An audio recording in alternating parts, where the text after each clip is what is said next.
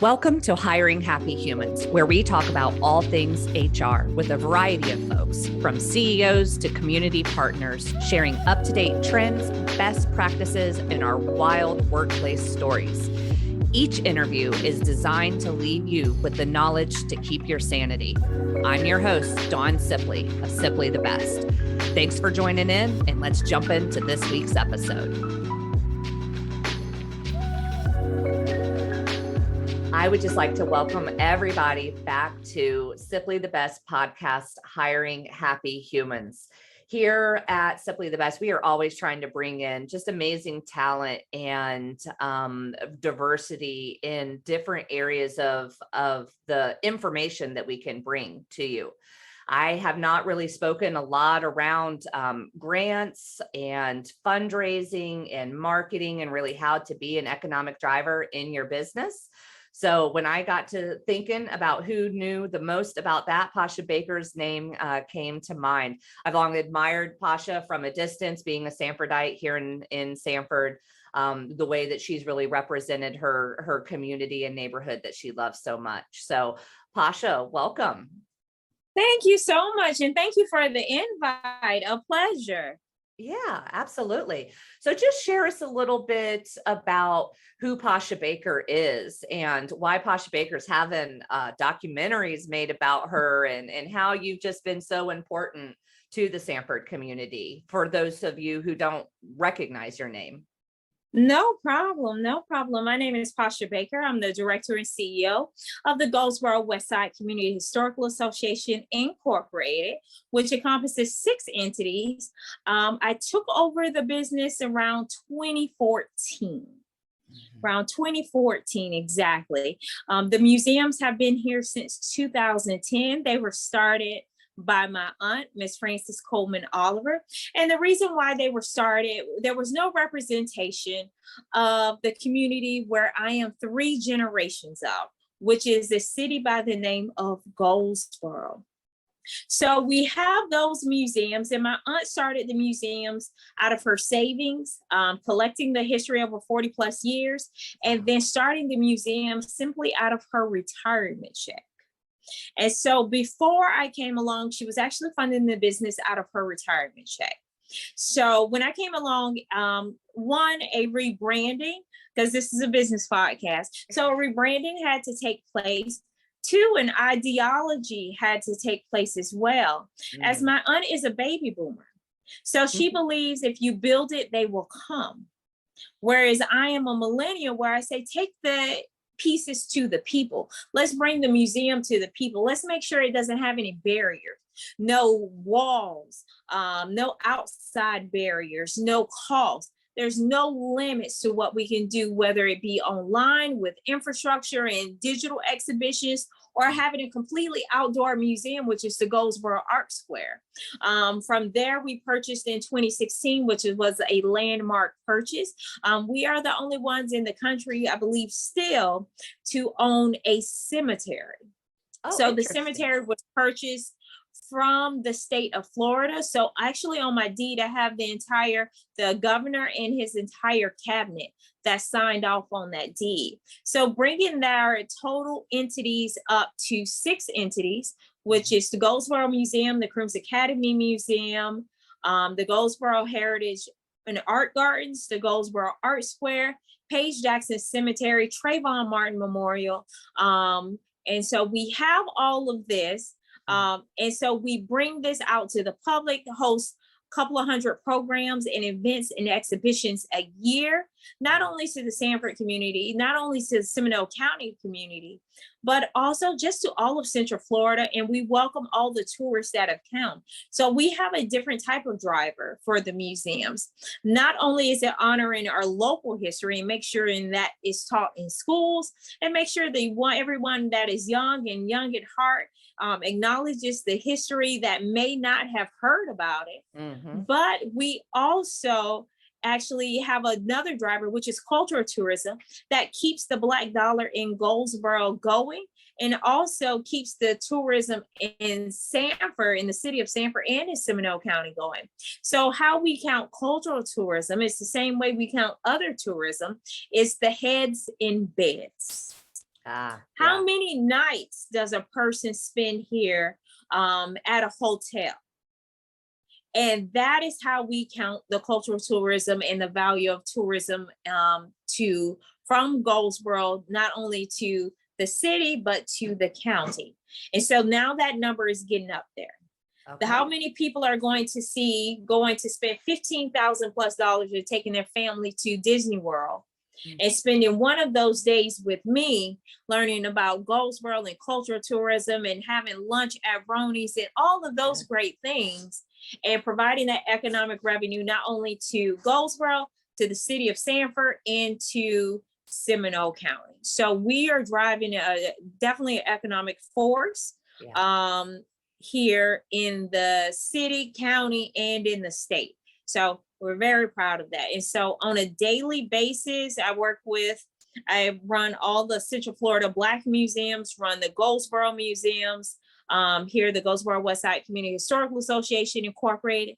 And as Don so politely mentioned, we did receive a grant from President Biden, which is out of the ARPA's grant, the American Rescue Plan. That was held, I think, a year or two ago, about 2 years ago. I think he's been in office since 2021. He was sworn in. Is that 2021.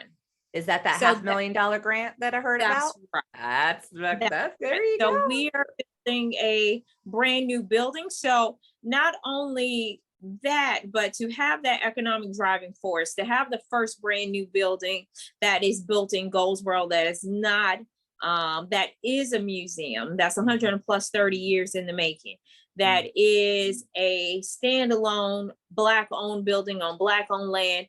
That says something to not only to the city, but to the county, to the state of Florida, and to this country. Right. You know, to have it still standing and have it done by an independent entity says something, especially where Goldsboro was. Yes. Yeah, absolutely. When a number of years ago, I stopped by the museum and met with Frances, and she gave me a tour all around the Crooms Museum and the Goldsboro Museum. And you were right, there was history that I had heard different stories of. And so it was really eye-opening to learn about these unspoken stories and in some instances untruths that I had been raised around. So it's really fascinating. If you haven't gone to the Goldsboro Museum, I would highly suggest it, especially if you two are a Central Floridian, kind of born and raised. I am a third generation. Well, come Central to the Floridian. new building. What's that? Those buildings have to be shut down. Come to the new building that'll be up later this year, most definitely. Okay. So will that be on the same site? Tell us a little bit about the vision for that museum. That's right.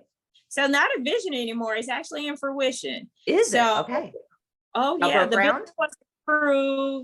building was approved by the city of Sanford the end of January. Okay. So the building design, all of that has been approved. Okay. Architects are involved, surveys, all of that is going on and taking place. And we did prefab metal, so that building will just be put together, land will be not really cleared. The old museums are trailers. The old museum that is taking the place of the original museum is just a trailer. So they just simply move the trailer. That's it. Okay. Yeah. And then the foundations are built, and then a brand new building comes on. Fantastic. And I'm sure you used a lot of minority owned, women owned businesses to pull all of this together. All. And when you have state and federal contracts, that is key. I believe you have to. Yeah, you have to. It's the part of the bidding process. So you actually look at minority contractors, and as well as making sure the bids and making sure you're using those tax dollars correctly. Yeah. The compliance side of those grants often scares a lot of my clients. I work with a number of nonprofits, and they're often intimidated by it. But if you just bite it off little by little, read it carefully, make your lists, it is money out there that the federal government just allows to trickle all the way down to our neighborhoods.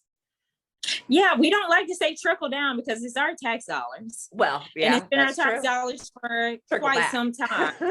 And so now we want to see those things. I know both times when I ran for office, I definitely spoke about both of these things, is that we want to bring in those dollars back to our communities, back to our neighborhoods, back to the city of Sanford. We don't want them to be divested anywhere else. So you have to have definitely a complete understanding of that.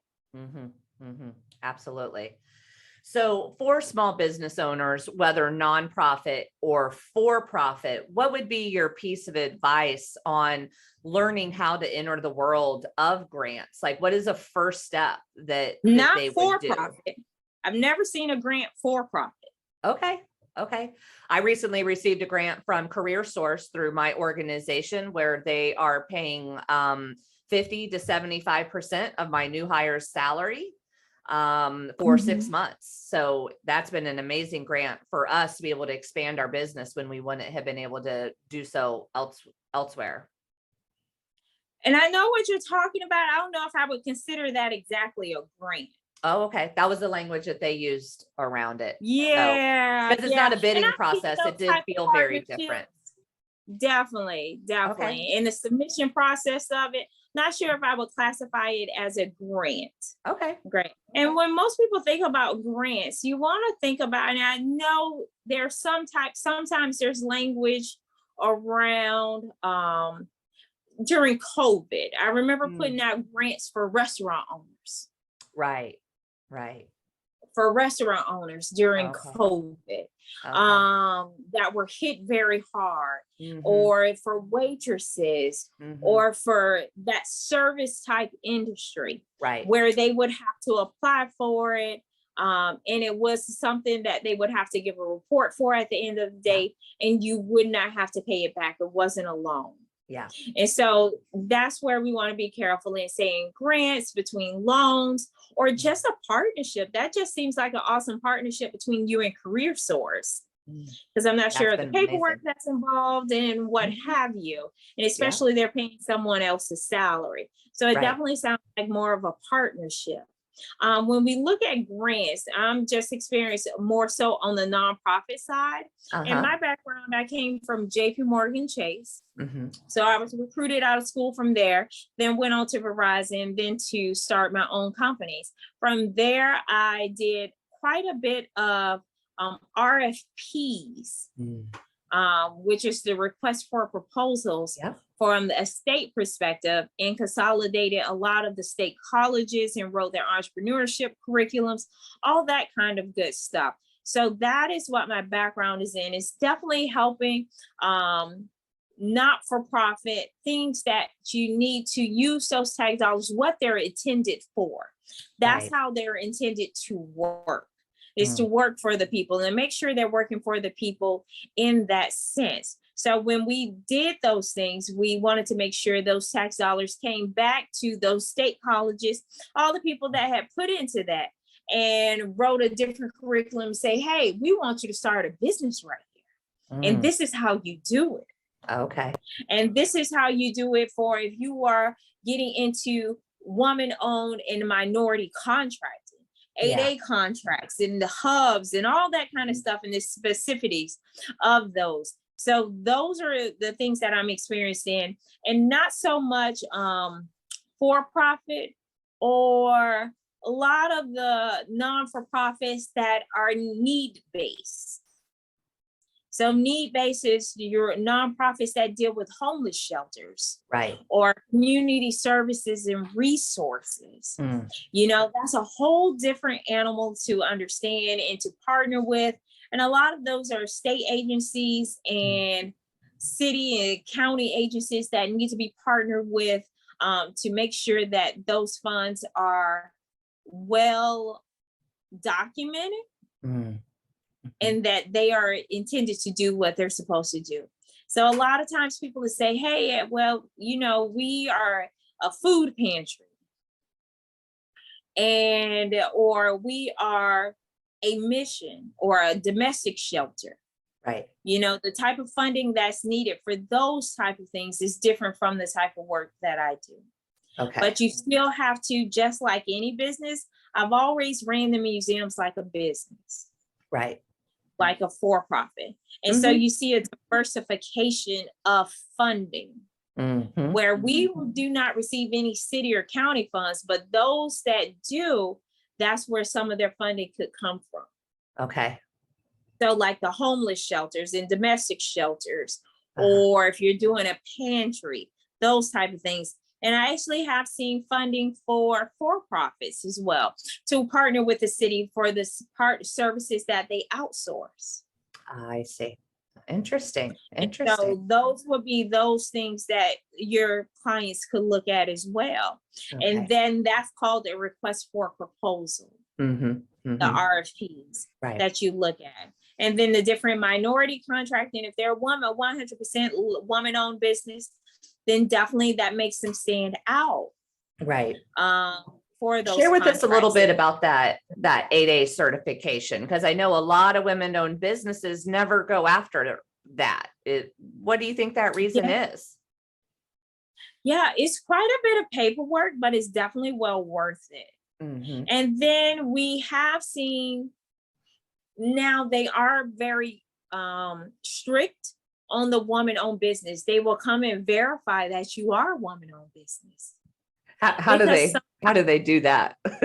Yeah, because sometimes men were using wives to get the certification and to apply on those contracts. Okay. So that's where you get into fraudulent use of those type of contractors. And so they verify to making sure, say, hey, if you're a woman-owned contractor, you should know build outs and know how to read blueprints and what have you. So they would come in and say, hey, what kind of contracts are you working on? What type of businesses? Oh, okay. So you're doing this. Has the survey been completed or what have you? So they do come in and verify that you actually are the minority owner of that business. Right. And so sometimes that is the case as well. So they really cut down and verified to make sure that that is a 100% woman-owned led business that is not being used for fraudulent use. And I don't know why. We have a lot of women that left the workforce during COVID. Yes. And being, I watch quite a few news channels a day. So yesterday or the day before, when we're in Women's History Month as well, we have a resurgence of women returning back to the workforce right now. And we have a resurgence of women starting up businesses at higher rates than ever. So I believe that should change. Those numbers should change here, where they are going after different contracting and different federal rules and starting up different types of businesses. Interesting. Yeah, I always find it fascinating when women do enter and succeed in those male dominated industries, because we move differently than the guys move, and we operate, with a different style at the end of the day. And how has it been for you being a woman in business, really being an economic driver for your community? Definitely, I do get attacked. Oh no. I do get attacked. Sometimes by women, sometimes by men. Definitely. So that's one thing that you deal with and you keep going, but you get to a height where where you're building $500,000, in your community. Not too many people can ever say that. So that is definitely something I'm proud of. I'm definitely proud of the economic driver that the museums and the catalyst it has become to rebuild not only Goldsboro, but the city of Sanford and Seminole County. So when you have those type of drivers that rebuild as a city, I mean, there you go. It speaks for itself, right? What is that saying? I kind of read quite a few affirmations every morning. If you're going to do big things, you can't let small things get to you. So amen. Yeah. And the loudest boos always come from the cheapest seats. It's always the people not doing nothing. They want to go and throw rocks. Very true. Yeah, Very absolutely. True. So what are you, what do you have cooking for the future? I mean, you were sharing with me a little bit about a documentary. You got some big stuff kind of happening for you. What do you want this next chapter of your life to look like? So right now, really concentrating on the new building. So getting that up, getting everything inside of it, the historical, keep telling the story of Goldsboro, keep telling the story, elevating and documenting the cultural tourism parts of it. Definitely keep that route going. As far as anything else, we will see. As far as anything else, we will see. But today I'm getting ready to post. I think we did 5 to 6 news interviews. Wow. In the past month. That's a couple lot. of magazines, newspapers. Yeah. And then about 20 plus tours. So yeah. You went to school at USF, if I recall correctly. That's right. Okay. That's Was your major marketing? Because you're very good at that. No, international business. International business. Look at you. And then you stayed right here in Sanford with all that knowledge. I love it. That's international amazing. business. Well, I use it. Yeah, because we're a melting pot. I love it. I love it. Usually I see people, they travel a lot or, and I'm sure you're getting out and taking stage in all kinds of fascinating places, but reading resumes for a living, it's always fascinating to me what people major in and then what they end up, doing. So I think it lends well to a skill set of being able to speak to a broad audience base. That's right. Yeah. What else could you be but an ambassador? Now I'm an ambassador to a city, a county, a state, and all of that good stuff. Yeah. So yeah, most definitely. I use it every day. Good. So if you were to tell your younger self just one piece of advice, what would be the wisdom that you would implant? Always thought it was important to know your history, but not just as a historian, but just for everyone. I think one of the things that I treasure most is knowing that history and saying, okay, if they did it this way, then we can do it this way again. Okay. Because nothing new is under the sun. Matter is not created or destroyed. This is what we have. Right. That's just that typical, that scientific research there. So I do believe that you gotta, one thing, definitely always keep going. I've been blessed to rise above a lot of things. I've been blessed to rise above. I lost 2 elections, so, and been blessed to be here and to rise above that and to actually do things that people with the title couldn't do or haven't done. Absolutely. So been blessed to do that. And, my saying is, we may rest, but we don't quit. I like that. That's a good word right there. That can preach. So many people, when they're in the job search or they're in a season of transition, and even business owners, they just want to drive. They want to drive. And it's to what end? You have to have your peaks and your valleys. It doesn't mean that you're not still headed in that direction. And it doesn't mean that there's been any kind of failure or anything, but sometimes a nice pause or just a slow down is really all you need to be able to collect up everything that God has bestowed upon you. Because it's hard sometimes when you're running so fast to really receive those messages. So I love that. And that I think people respect it. Absolutely. Well, respect is important, and I think you've earned a lot of it in the community. Your reputation certainly precedes you as being a leader, and I love that. So thank you so much for just sharing with me a little bit about your story and how you've been able to accomplish so much. Most definitely. It was a pleasure, and congratulations to you on this Women's History Month and starting a female women-owned business and doing the great work and hiring people in our community. So that's always needed. Yeah. it's a blessing to walk that journey with folks, because it can be a little traumatic at times.